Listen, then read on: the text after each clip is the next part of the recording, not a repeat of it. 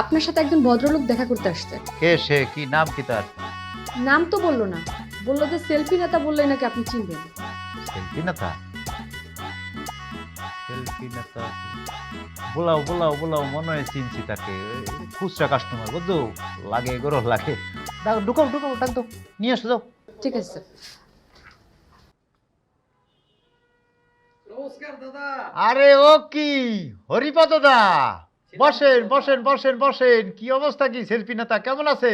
ভালো আছি দাদা, আপনি কেমন আছেন? আমার খারাপ থাকার উপায় আছে? হ্যাঁ, দেখি তো ফেসবুকে তো চলে আসে নেতার সাথে ছবি দিয়ে একদম ডিজিটালে গরম করিয়ে ফেলাইছে নেতা, সেলফি নেতা নাম হয়ে গেছে তার। হ্যাঁ, সবই আপনার অবদান দাদা।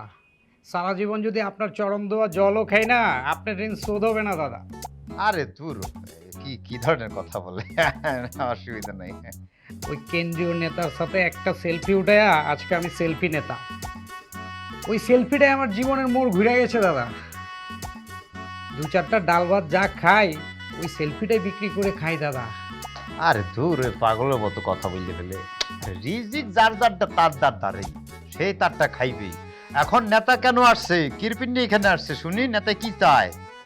দাদা একটা অনুরোধ আছে দাদা, আমি জানি আপনি আমাকে খালি হাতে ফেরাবেন না দাদা।